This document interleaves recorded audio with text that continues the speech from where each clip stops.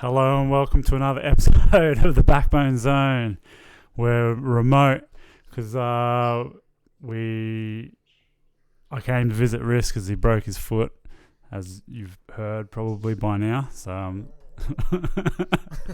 his foot's up on the table. But I just came to say g'day and G'day. and talk about, I guess, what you've been doing at home. And I guess it's hard to be at home and not doing much because you're a pretty active person. Yeah, I think the hardest thing about I haven't been doing much. I've been laying on my back a lot, and just with my foot up to do everything I can to reduce the swelling and improve the healing. I've done a bit of a number on my foot. It's called a Liz Frank fracture, which involves breaking bones and dislocating your foot, as well as snapping a fairly major ligament in your foot. I'm not 100% convinced that I've done that yet. The doctors seem adamant, but anyway. So I've just been laying on my back a lot. It's lucky I'm from a generation that knows how to be bored. Scrolled to the bottom of the internet a few times and back. Took me about 5.5 days, but I got to the very bottom and working my way back up. I think the worst thing, I'm lucky, I'm going to recover and that's going to take some time, but I mean, I've got a good family to support me, and I got good food, and that's it. I don't really have a lot to worry about, really. As far as there was other dudes in the hospital next to me, with all sorts of conditions. And here I am on my foot, and this bloke's just removing cancer and that. So it's sure. Okay, you got nothing wrong with you. Yeah. That does definitely. The trip to the hospital, I feel like you're almost the lucky one in a way when you're in there, because sometimes, well, not the lucky one, but you're lying there, and got broken something, and someone else is struggling through something gnarly. So exactly, it definitely puts things into perspective. Exactly.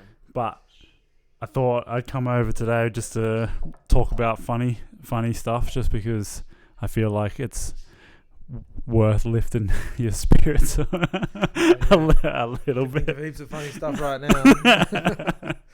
But I don't know. I just think that through 17 years in the shop, shit, how long I've been out for? Yeah, you've been doing years. 17 years, which is insane because I feel like we celebrated 10 years not even that long ago, which is pretty crazy. Yeah. But I just feel like there's been a lot of funny things that have happened in the shop, and I just wanted to talk about them. I guess one of the first things that I thought about just now to kick it all off would be just the fact that 2005, pretty different time, I guess, and you always spoke about, well, you had spoken about how there was some bikies or something that rocked up. Did that happen? Yeah, it did. Yeah, that's right. I can't really remember the ins and outs of that one.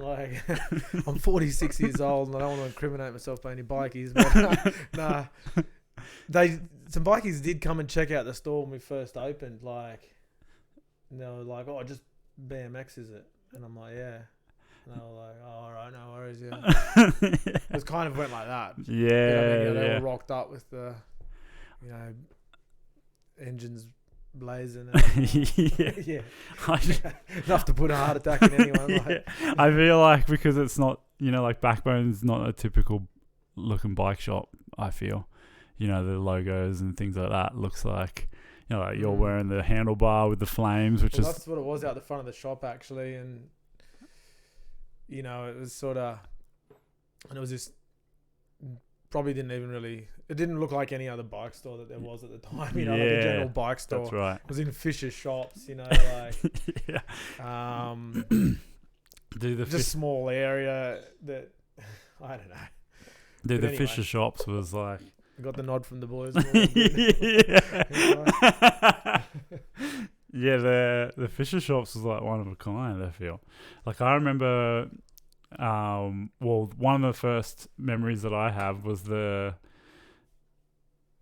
when I started working Saturdays and that dude came in that was, he looked like he was sketchy, like bikey type guy, and he just let, me and Joel Smith were working, and he just let his little daughter, would have been like 2 or 3, and she was drinking strawberry milk, and she just spewed all over the carpet in the store, and he just looked at me and was like, and then just walked out. And luckily enough, I was the dude who was in charge of Joel, and Joel had to clean it up. But I don't know, there's just been so many funny things that have happened. That phone booth across the road used to get a bit of a workout, didn't it? Yeah, back when I don't know, phone booth. I don't even know if there are phone booths anymore. Yeah, that's right. This one used to get a workout, and if this phone booth had a set of ears, I'd be burning, because this thing was getting yelled into all the time. Like, you know, just they were just going off. I'm guessing they were buying drugs or something, you know, like, and well, not even guessing, eh? But this one time, this dude was on the phone. He was parked up in like a little red Laser, and I don't know, it was nothing unusual, but from where I sat at the desk, I could see this phone booth, you know, like it was just directly across the road. And so of course I was working hard, but you know, I noticed this guy on the phone, and I heard this all of a sudden this car comes screeching into the roundabout there, and it was this big 4-wheel drive. And as this, you could hear him burning up the road. And as this dude was on the phone, he saw the guy coming in on the 4-wheel drive, and he like, you know, did the old heebie-jeebie trying to run but not going anywhere. And he quickly jumped in his car, this little red Laser, and this 4-wheel drive come tearing in, you know, and dudes just hanging out like with their fists out of it. And this dude got in his Laser, and he went straight up the curb and dropped that 3-stair there in his Laser, full pelt. I'm just like, eyes wide open. Off the stairs. Off the stair. Oh, mate. There's not even a road there, it's just parkland. That's right, it's a parkland. Like, he went up the curb, onto concrete footpath, down the 3-stair, onto parkland, and drove out of there. And the dude in the 4-wheel drive like come screeching into a stop to where he was. I don't know why he didn't hit it. He had probably better car for it. He just saw the Laser done it. Anyway, and he got out and stood on his bonnet, I shit you not, and was like, come back here, you know, like, I've never seen anything like that in my life. Yeah. Well, I have seen it, but only the once. I feel like because there used to be at the old shops that was Industries, there was another shop that sold, it was like a hobby store almost, and it sold it sold all sorts of stuff, Metal Militia. Yeah, it was heaps of Metal Militia type stuff. Scooters and pogo sticks and all sorts. Circus. He was into all sorts of stuff, circus stuff, yeah. G-strings, like, all sorts of stuff. Yeah. But I feel like the crowd just was like, it was a good dude, but I feel like some of the crowd that was drawn to the stuff that he was selling was, they were just coming around. It could have been the Bruise and All. Yeah. Bruise and All shop that never really opened, but attracted quite a few customers as well. Yeah. Yeah, Fisher shops was like... At the start, it was kind of gnarly. Like, I'd lived in Western Creek my whole life, and you know, heaven on earth, like God's country and all that. And Fisher, bloody hell, wrong side of the tracks. I had someone one time. I had a chick come in and with a pair of scissors and tried to hold me up, and like I had my head down and was working away, and she walked up to the counter and goes, you know, held out the scissors and was like, "Give me your money." And I was like, "Fuck!" And I grabbed this big tire pole. I'm like, "Fuck off!" You know? And she soon bailed out of there. Like, she ran out of there, and then I just saw her run off to the right, which was towards the little supermarket that was there. And I was like, I was kind of too scared. I was sort of sticking my head out a little bit, but like, you know. Yeah. Yeah, because she was drug affected, no doubt. Yeah, and I think it was a pair of scissors. Yeah, and anyway, and then like I stuck my head out, and she just came tearing past the shop again, running the other way, holding the 6-pack of Jim Beam, like, running for her life. And old Rick, in hot pursuit. Yeah. Rick was the owner of the supermarket. Oh, veteran. Yeah, that was kind of funny. That was, man, that's so funny. That's like But there was always something going on down there, wasn't there? Yeah, that's right. I feel like it took years for the shop to be Safe. Not necessarily years, but it felt like it was growing into something that was like established as a real deal shop, because I just felt like for a long time, I don't know if it's just the area or what it was, but it just seemed like we were just getting these characters, like even the one time that guy come in that had flogged all the money from somewhere, it's a pretty funny story, but like, he came in with these two kids and was like flashing all this cash around and bought them bikes because he was a tradie that had, had these two young boys working for him, and they just wanted bikes, so let's pay for the bikes. And then you can't get in trouble for any shit. Yeah. Oh, well, like, and then turns out, like, so they went off, like, I sold them bikes, and at the time I was not even working there full time, I don't think, and I rang you up on the weekend. And well, I was at the dirt pipe in... Oh, that's right. You're in Mount Beauty. Yeah. So... And I rang up and how's the shop going? And I said, oh, bloody unreal. We just sold 3 Colony Endeavours. Top of the line bikes at the time. And I'm like, geez, that's, yeah. Oh, sweet. I'll kick back on these beers and relax a bit. And then the dude came, rang me up and was like, oh, you'll never believe it, but we just got offered $1,200 for those colonies at Jerrabomber Skate Park. We're coming in for 2 more. Said no worries. And this dude had money just falling out of his pockets. And anyway, it turns out he'd like nicked a bunch of money off some family or something. And then we didn't know this until we didn't know this. So we'd had a great weekend. Tyson sold a bunch of bikes. It wasn't too unusual to sell bikes. It was just that's right. This dude come in acting as a tradie with a heap of cash, and he said instead of paying his labourers, he was going to buy them bikes. But it didn't seem out of the ordinary. I mean, we're selling bikes to kids. Not ask questions for you to put bums on seats. Right? Anyway, I don't know how much longer it was. Like maybe I'm going to just say a month. But I was working in the shop on a Saturday, and it was pretty busy in there. And these 2 dudes came in, was standing at the back of the shop, and arms crossed and this and that. And I was like, oh, this one's probably got to be for me. Like, what's up, boys? What can we do you for? And they're like, I just wanted to talk to you about some stolen bikes. And I'm like, oh yeah, okay. And they said the story about how they're I don't know what they said exactly. How they said I don't know if they told me it was their son or not that had bought these bikes. That's right. With stolen money, and he shouldn't have. And you've got to take the bikes back and give us the money. And I was like, oh shit. I didn't. I was like, well, hang on a second. How about you go to the police and you tell them what's happened, and then you get them, and if the story checks out, I'll give you your money. I said, where are these bikes? I didn't even know what bikes they're talking about. And I went out and saw they were all these Colony Endeavours. And I was like, oh, it's, I remember what Tyson was talking about. I'm like, oh, yeah, my colleague told me about the dude that come in and got these. And they said, well, don't you think it was pretty odd that, these young dudes come in to get, to buy, these $1,000 bikes?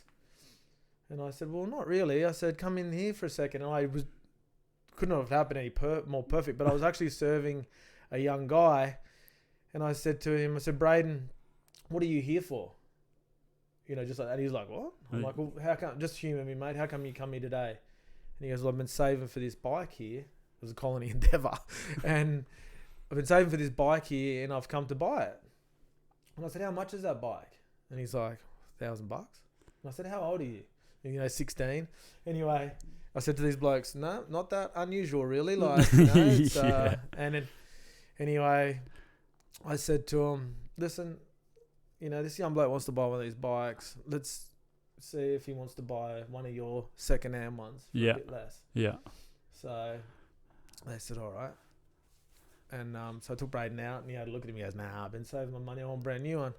And, yeah, no worries. So, but anyway, it turned out, we won't go into the ins and outs of where the money came from and how I didn't, but yeah. turns Turns out they there had was a shopping list. As long That's as your right. arm, Yeah, that's right. And they had tellies in the back, and yeah. helicopters. Might not have been a helicopter, But I think it was all a bit of in family drama that happened. But yeah, which sucks for them. And yeah, just funny that sort of stuff. We don't tend to, or at least I don't think that we get that anymore. But it was actually a funny story that I thought just come to just then, a bit off topic, but I remember the first time we had to pack a bike to send.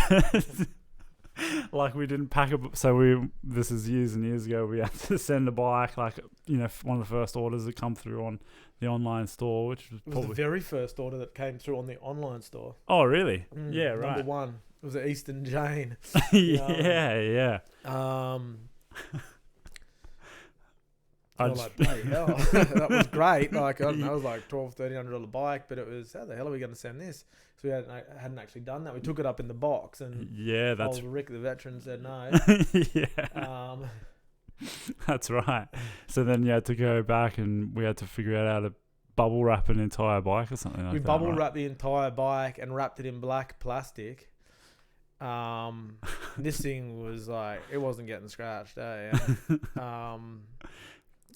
it up. It was like you were carrying a dead body, like the way it was and that, and put it on the counter, and old Rick's like, what's this? What are you blokes selling? I said, what's that bike? Yeah. But anyway, that was kind of funny. That is pretty funny. Because we used to take all our posts to the supermarket, which had this little Oz post section. I know, yeah, it worked out pretty good. We just had this like little market, not even a supermarket, but then he started figuring out about measuring the boxes and all sorts of stuff. He told us how to cheat the system there, and yeah, it's a lesson we've learned to this very day.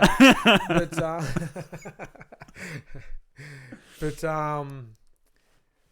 with that, so we'd pack all the orders, and then usually like we've had to get them up there before, say 3 or something, and then like we had young Billy Hettenham working for us. Oh, that's right. And at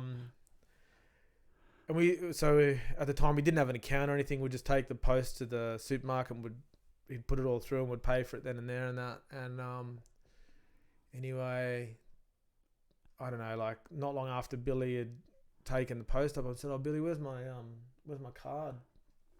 His credit card or key card, whatever." And Billy's like, "Oh shit, I don't have it." And I'm like, "Well, dude, you just went and paid for the post. Did you pay for the post?" He's like, "Yeah, I paid for the post." And he's like, he runs up, and luckily the post was just getting picked up, and he'd put it in someone's package. Like, yeah, someone's put order. In someone's order.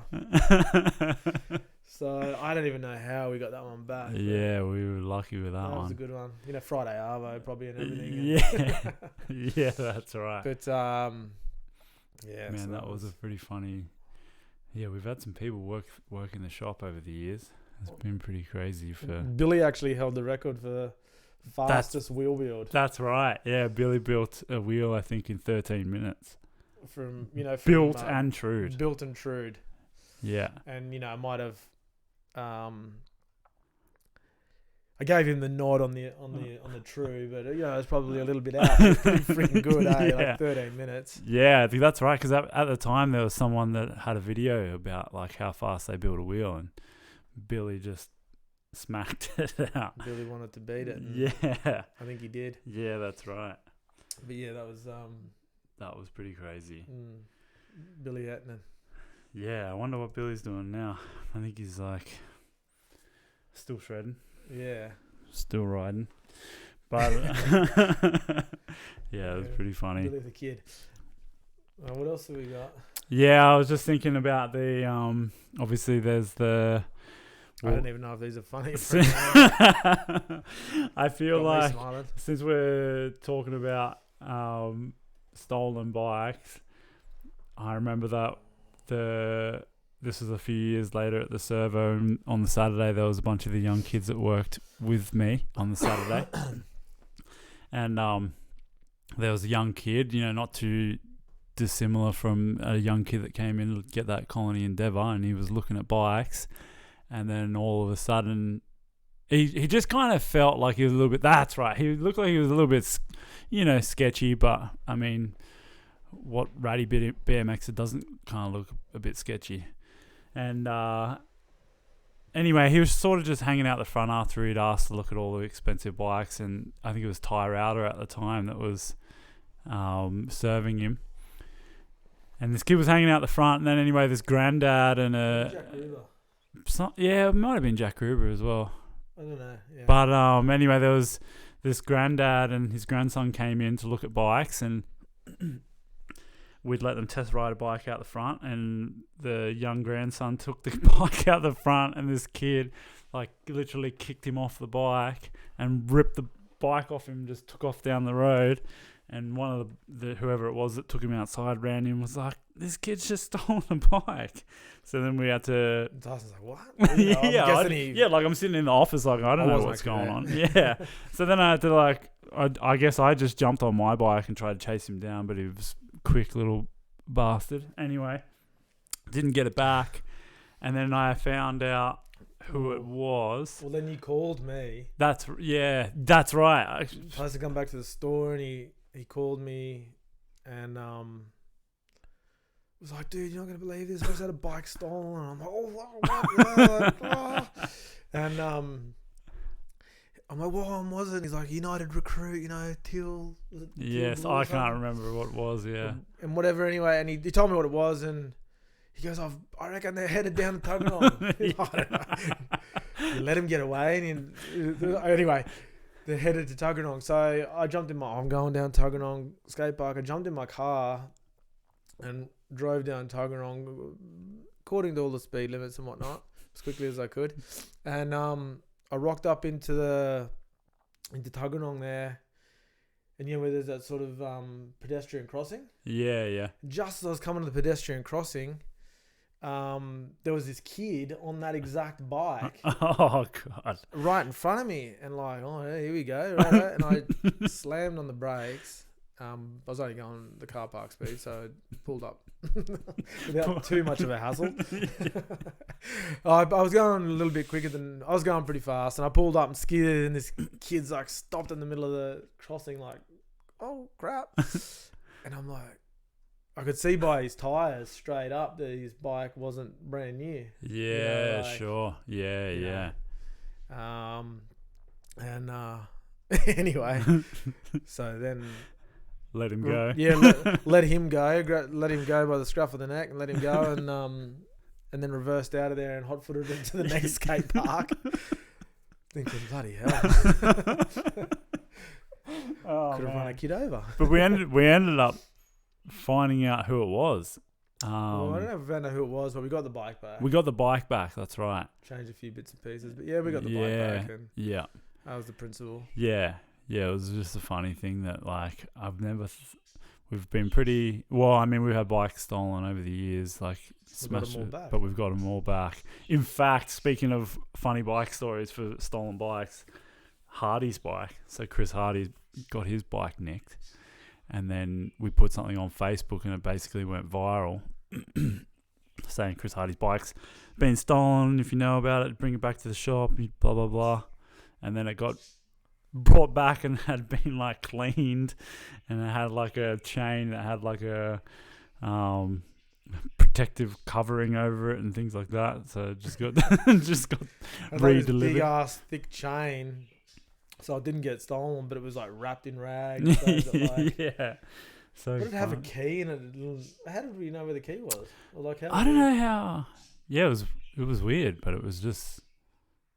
That was insane that it got delivered back. Yeah. Thank you to whoever brought it back. Yeah. The right thing. Yeah. Yeah.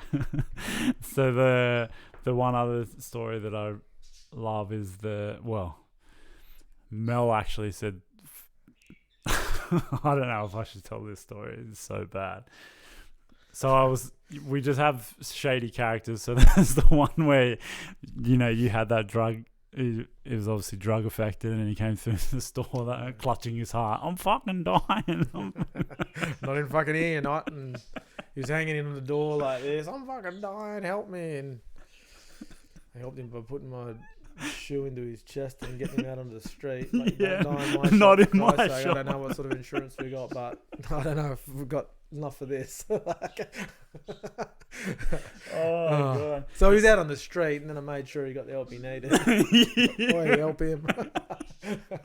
Lock the door. Lock the door through the window. Yeah. Yeah, far out. But Poor fella. He was all right. yeah, he was all right. Oh man, there was. Maybe I'll leave that story. The story with the. Oh god. Mel was like, "Oh, you should tell the story about how he was sexually assaulted by that mum in that other crowd."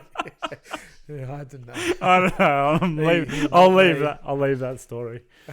I'll leave that story out. But when we first moved into the new shop, sorry, not the new shop, but the servo shop, we had just finished painting or something like that, and the shop was pretty empty. And I think you just put a new chain on your bike. And The shop was brand new. There's nothing in there. Yeah, that's right. But we'd already set. We had like a manual challenge at the last store that involved like starting by cranking through the store, out the door and onto the down the curb, and then you started your manual. That's right. Yeah, I remember now. So we had a manual challenge, and for a long time we had plenty of time to perfect that. Give as many shots as we wanted. But when we moved into this new store, the service station, when we carried all the stuff, when we moved to 100 meters, like, I don't know, quickly came up with a new manual challenge, and I said, "This is it, boys. I'm going to do it first shot." And so I backed my bike up into the corner of the store, so inside the shop, and we had these big glass windows at the front, really aluminium frame that was really square, pretty sharp looking, really. And I backed myself up in the corner and took one hard crank. I probably was going for 2 hard cranks, but the minute like I got halfway around, my chain snapped, and I went over the handlebars, and I've still got like 5 meters to go before I get out of this shop through this door that's probably a couple of inches wider than my slam bars, whatever the hell I had, Grand Slams, and somehow like the chain went flying into the window. Somehow like I was going pretty quick for running half a crank or something, and I gave it the full riders ready, watch the lights, and anyway I made it through the door, down the steps, and then just like crashed in a heap. That's right. You shot through the door somehow. Even your bike hit the trim of the door. Everyone's cacking themselves laughing and that, and I'm like, holy shit! Yeah. Like, I was like white as a ghost because I couldn't believe that I made it through past these 2.4 or bigger wide glass windows. Yeah, the door was, especially because you came out on the angle, like you kind of went like around the corner like that.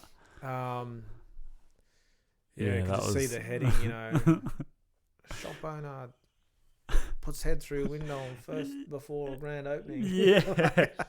Man, it was gnarly, but anyway. Oh, man. Some found it funny. Yeah. Oh, I found it funny. Oh, man. Speaking of headlines, just came to me just now, but we've got some photos at the shop, and this actually involves Billy Hietinen as well. But we've got photos at the shop because we were building trails, this one particular spot, and we used to dig like a coffin type thing, like basically a hole in the ground that had like a box that you could then lock tools into. It was like a plywood, a pretty flimsy plywood lift shaft box from like a job site where they deliver the lifts.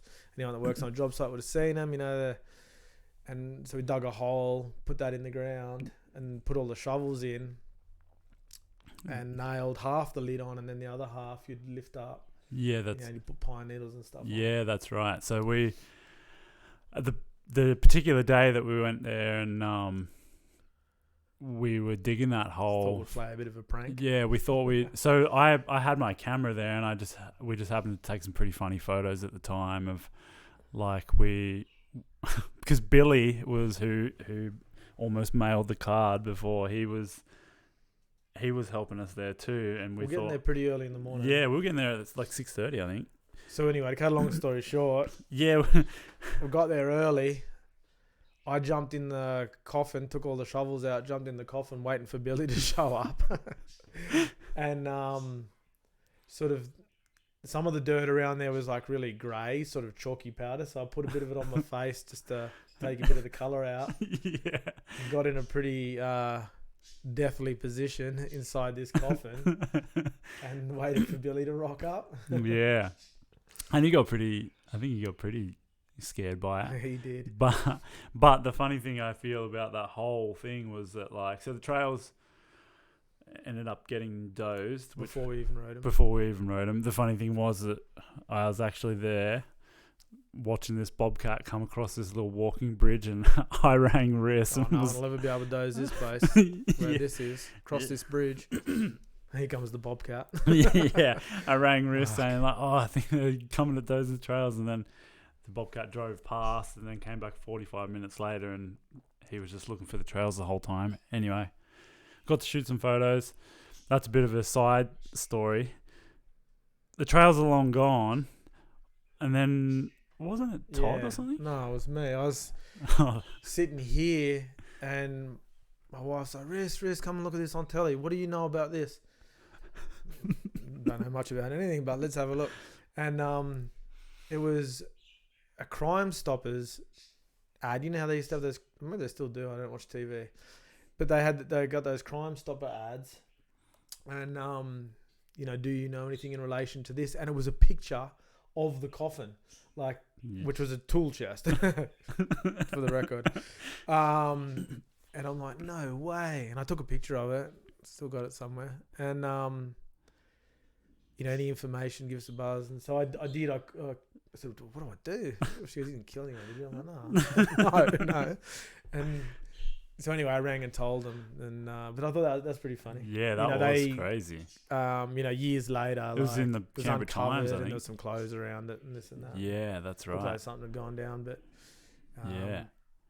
nothing to do with us. Nah, nothing to do. But at that same place, which I think you or Russell reminded me of, is that dude, because we were digging there early one morning, and I got there, and it was probably only 7 o'clock in the morning, and there's already a guy there, like, with a regular bike with a trailer, and he was probably in his 50s or something, and he had a lighter, and he just was obsessed with wanting to burn stuff. Like, we had some bracken in the middle of the jumps and stuff. It was dry. It was in the middle of the drought. It was like dry as a nun's nasty. Yeah, that's right. And this dude was like, I'll burn that for you. I'll burn that. Oh, did you hear about the fires up in Cooma? Yeah. And he was like alluding to the fact that he'd done all this gnarly, like, burning. And I just wanted to get the hell out of there. All of a sudden, I was like, secluded trails, maybe let's put them somewhere where people can see me. It was a cool spot down by the Governor General's. Yeah, that's right. But yeah, built like 5 or 6 sets. I don't know, 3 or 4 sets. I'm not sure. Yeah. And they got those like 2 days before we're going to hit them. That's right. Yeah, we started for Russell's birthday. That's right. I don't know if would have been running that. It did just rain, but the plan was to hit him on his birthday, and yeah. But that was just funny. The whole coffin thing, and yeah, just funny how that can happen. Where digging these jumps, that all of a sudden you're like, oh, far out, these can go. I mean, you always know that jumps can go, but you just don't think that you're not going to be able to ride them at all. Yeah, it's kind of been a bit of a that's learning experience for me. Yeah, happened too many times, but yeah, On a bit of a good stretch at the minute. Yeah. Yeah, that's right. Yeah, the I don't know if I should tell this story. No, I'm gonna leave. There's heaps of stories that I feel like incriminating. But just the BMX games story in Canberra it's kind of funny. We were able to get a set of trails out of having the BMX games come to Canberra that year, because there was a marketing company that we went and had a meeting with, and they were like, "Oh, we want to put the BMX games on," and we said, well, we just had a set of trails, though. It's like hush, like very legit set of trails. Spot number, God knows what, 10, 11. Yeah. This was legit. They've all been legit, but this one was good. And so we somehow had this meeting to try and get some, a spot that we could dig at. Yeah. And that turned out to be Stromlo Forest Park. That's right. Yeah. You can remember the story better than I can with these guys, so you tell it. Yeah, I won't go into everything, but I'll try not to. So anyway, we went to this meeting thinking, today's the day. They said, come in, we've got this spot for you, and that boys like, and we're going, yeah, this is the day we're gonna get like this spot. They're gonna tell us where we can dig, and let's go. Anyway, they sort of were like, we're not exactly going to give you your own spot, but we want to run this this BMX dirt comp. It's called BMX Games at the time. Mike Daly and maybe Matt Holmes and that were running it. And anyway, they want to run this dirt comp, and they said you can have this bit of land there to build that. And I'm like, how many jumps? And they're like, just whatever's in a normal dirt comp. And I'm like, there's 8 jumps in a dirt comp with berms and 3 berms and rollers, and there's always 2 lines. Yeah. And they're like, you beauty, no worries, like, that'll be cool. And I'm like, yeah. And I go, how long do we get to keep this for? And they're like, we want to run it for 3 years. And I'm like, so the jumps will be there for 3 years. Which at the time, we just... in between having hush dozed and then having this meeting, I think that's where we got those other trails dozed already. Yeah, that's right. So like we were kind of in this patch where we're getting jumps dozed before we even got to ride them. And she said 3 years, and I said, no worries, let's put down $5 right there. Scott Brythop style, and put down $5 and said, we'll take it. Because 3 years at the time was like, that seemed like a long time, and we could knock sets up, and I didn't even know at the time. I kind of felt like, I'm 35. Another 3 years, I'll be 38. Yeah, that'll do me. Like probably. Yeah, that's right. I actually do remember you saying that. But to cut a long story short, that's how the jumps got built. That's how the jumps came about. Yeah, the comp unfortunately didn't do as well as they'd hoped, but it was cool that we got the jumps out of it. But yeah, it was... They put it on the same weekend as the Canberra show.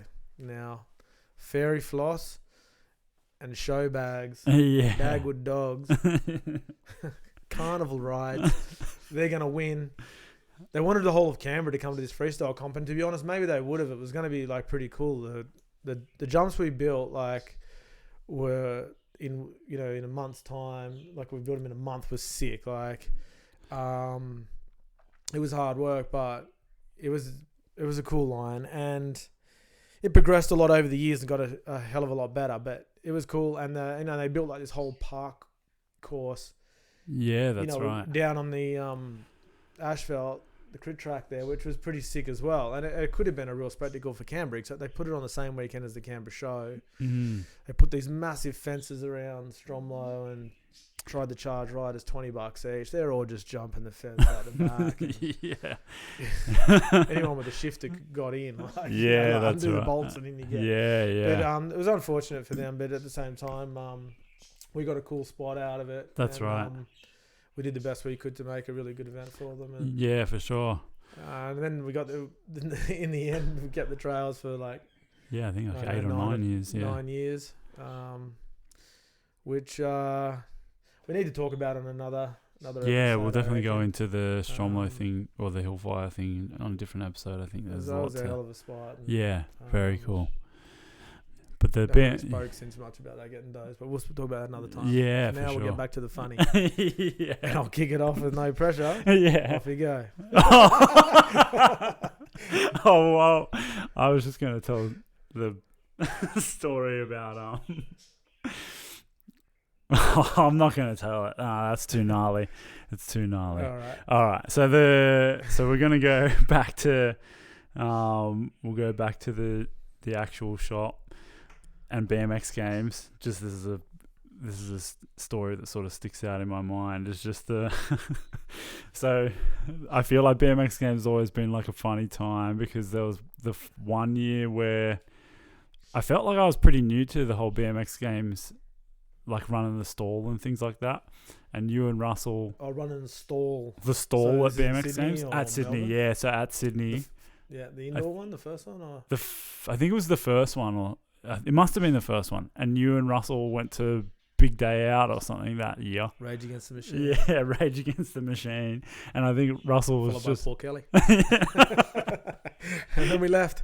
But Russ was like, you guys are, worse for wear. I remember you were both lying on the freaking park benches the next day, not being able to do anything. And this was when BMX games were pretty big time in terms of the amount of people there, and just run off my feet like in the stall. That's right. And man, Russell was just toasted, and you weren't too far behind. I just remember we had to set up real early in the morning. And yeah, that's right. But that was pretty funny. But then every year, I feel like it was that same sort of thing. Like in Melbourne when we went down, and then we decided it'd be a good idea to drink all the Rockstar that had just been, the Rockstar energy I'd never drink. had an energy drink in my life. Yeah. And Tyson's like, I'll give it a try. Yeah. And I had this can of small can. It was one of the small ones, about 3 foot tall. Yeah.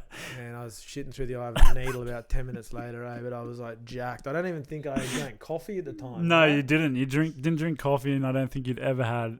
And I don't know. I'd never had a soft drink like that, and yeah. and I'd never drank coffee. And this thing, yeah, we were wired. and I was hungover. Yeah. So get out. But yeah, that was pretty fun, man. There's been some good events that we've done over the years. Even the dirt pipe that you guys went to.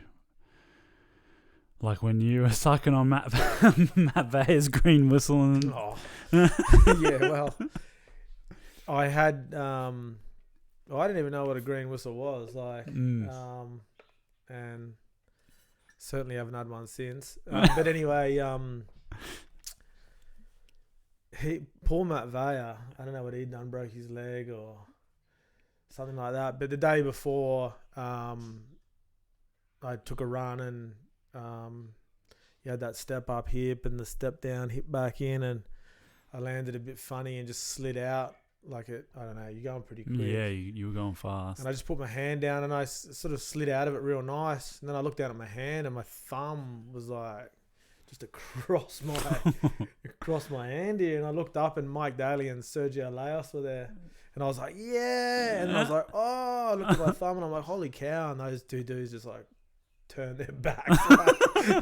And I just grabbed it and it just went straight back in. Just out of reflex. But then the next day, I actually really wanted to ride more. Like I was obviously going to come last in that comp, but I mean, I just liked riding jumps and I really wanted to ride the next day.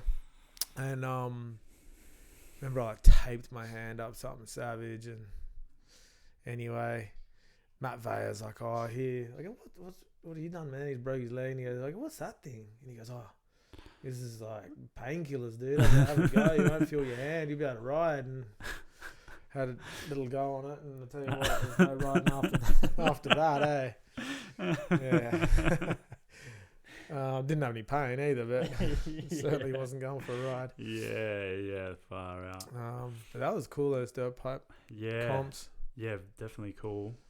Nice spot. We need to get back. Go visit the The Russos. The Russos. Yeah, they've got a bowl there at Mount Beauty now, which is sick too.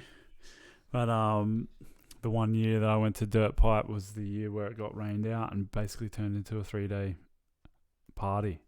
No one rode because I think that was the year Jared did all of the work on the main amount of work. I think Bentley helped. That would have been sick. Yeah, but it was pretty fun having all these BMXs with nothing to do. Small town. Yeah. But I mean, we could definitely talk about some of the things that Bentley's a bit of an episode in itself, but I feel like he definitely was a bit of a interesting character that we had work at the shop. Definitely a full mad dog. Did things his own way, and was responsible for us eating hot chips pretty much every day for a while, listening to the same Pearl Jam CD for too long. Was it Pearl Jam or Metallica? Or yeah, Motorhead. Both. Motorhead as well. Yeah, but yeah, definitely. Never get enough of that. Yeah, that's right. But I don't know. I feel like there's a lot of things that go down at the shop. I feel like people, there's been a lot of things that people can probably remember for their own experiences, and I feel like there's way more that we've just missed. I've tried to keep it, above board. I've got 3 young kids that might listen to this one day. So yeah, that's right.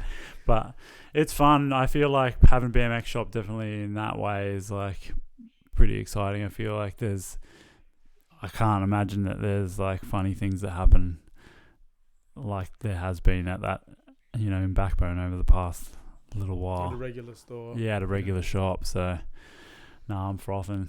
17 years. Hopefully we don't see any more pigeons. We moved from the pigeons. Yeah, we moved from the pigeons. Hey? The pigeons. Yeah. Tommy, he loved the pigeons. Yeah, Tom O'Reilly, man, he'd be all about the pigeons. We moved into the servo, and I don't know, just one day, one by one, just slowly over time, these pigeons moved in. And they're just shitting everywhere, because that is undercover. There's a full service station. Yeah, that's right. They're taking out the Bowsers and that, but, the undercover bit, most of you might know it, some of you don't. Anyway, these pigeons moved in and they were just shitting everywhere, and they just had that pigeon stink to them. Yeah, just made us feel rats like... of the sky. Yeah, the rats of the sky. And so, anyway, Tomo took it upon himself to make some pigeon deterrents. Clever fella, Tomo. And so he put all spokes hanging out of a piece of plywood. Yeah, that's right. He drilled holes for spokes to screws and spokes and stuff. It looked pretty good, right where they sit. And anyway, we rocked up the next morning, and I swear to God, I walked in with Tomo, and one was just leant up against the spoke. A pigeon was just scratching its back on it. It was like, good on you, thanks for that. That was a nice little spot. Yeah. Oh God. Oh man, that was probably the catalyst for us moving out. It was. The pigeons drove us mad. The pigeons just killed us. Yeah. Man, we're all for royally ratty, but when it's the freaking rat to the sky, that was soul destroying. Yeah, it was. There was just something about them. They wouldn't leave. Yeah, they just would not leave. Birdseed you threw on the other, glue and birdseed you put on the other stores, trying to track them down there. Just would not work. Yeah, that's right. But anyway, so I'm sure there's plenty more of that to look forward to. Hopefully no more pigeons, but... Anyway, it's been fun talking about some of the stories and hopefully many more. And thanks for listening. Hopefully you got a laugh out of it. And we'll see you on the next one. Please make sure that you're subscribed. Go and rate us 5 stars on Spotify or wherever you're listening to it. And thanks a bunch. See you next time. See you later.